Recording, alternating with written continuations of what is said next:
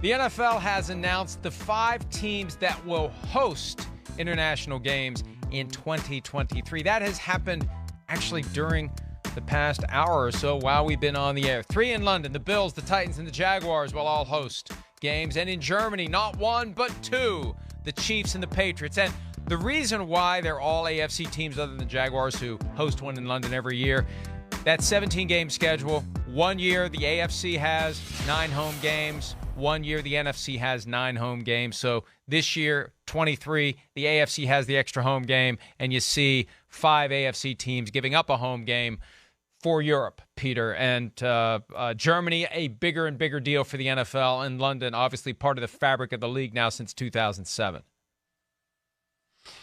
Well, Mike, I covered the game in Munich, the Tampa-Seattle game in November. I learned a lot about a lot of things in that week, but the biggest thing was the NFL is over the moon about the support in Germany. I knew, back then that there was a very good chance they were going to play 2 games this year. The release an hour ago basically said that both Kansas City and New England would be playing games, would be playing in Germany. But you're right, what you said at the top, and I have confirmed this. Both of them will be the hosts of games. There is some thought that, first of all, at least one of these games is going to be played in Frankfurt, and the other one perhaps at Allianz Stadium, or Allianz Arena, rather, in Munich. But at least one will be in Frankfurt. Now, the 3 other little points, mini points. Number 1, you ask, they always get 100,000 people in Mexico City. Why is there not a game in Mexico City going to be a game in 2023? Simple reason. Mexico City is taking this time to get Stadium Azteca ready for the 2026 World Cup by doing a lot of construction, retrofitting, blah, blah, blah on that stadium. Number 2, why, when the NFL said they're going to play at least 4 games in Munich, or in Germany between 22 and 25, why having 2 this year instead of an extra game in London or somewhere else? And the reason is the NFL was blown away by what one person involved in the staging of this game said had the buzz and the energy of a conference championship game in Munich for that game. And I can attest to that. That was a crazy, crazy couple of days. And the game itself, Mike, 1 hour after the game, there's people in the stands singing, listening to a post-game show on the field. They didn't want to leave. So they know that they have the love of the game in there. And then finally, you talk about having Kansas City and New England host games there this coming year. Well, the following year, Carolina will host a game in Germany. I don't know if there will be more than one, but Carolina is the last team that has sort of declared Germany as a home site.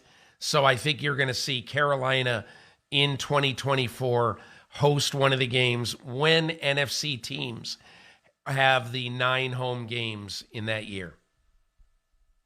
And many continue to ask, where is this heading? And from time to time, you'll hear speculation or prediction of teams, multiple teams in London. There's 2 NFL stadiums in London. It would make sense. And the commissioner this past season mentioned for the first time the possibility of eventually an entire division in Europe, which would consist of 2 in London, 1 in Germany, and another one who knows where. France, Spain, who knows? Now, may not happen anytime soon, and they've been talking about it as if it's going to happen inevitably for the past 10 or 15 years, but it sure feels like it's moving that way because the fans I know that I interact with, that I hear from, who watch the show on Sky Sports NFL, are incredibly passionate. The folks who love the NFL in London and Europe, I think they're even more fanatical than the average American because they don't take any of it for granted. We do because it has completely saturated our existence. In the countries where it's not as big of a deal as the other sports, the folks who have fallen in love with it are even more over the top than the folks I encounter here. And it makes sense. It makes sense. If you love something and you don't get to see it as much as you would like to, you crave it even more.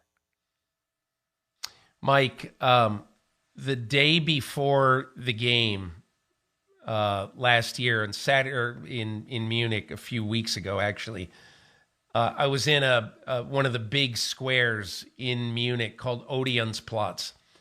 And this is where a lot of historically significant events over the years have happened in Munich.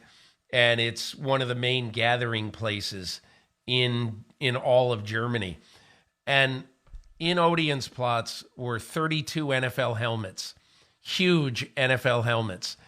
And there were so many people there. The crowds were teeming, were so thick that I saw it and I said, oh my God, it's too crowded.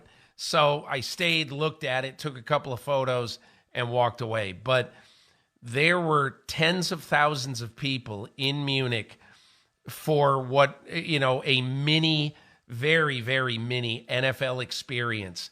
And all they wanted to do was see and touch and feel the NFL. A couple of weeks ago, I was talking to Roger Goodell about Fred Gaudelli.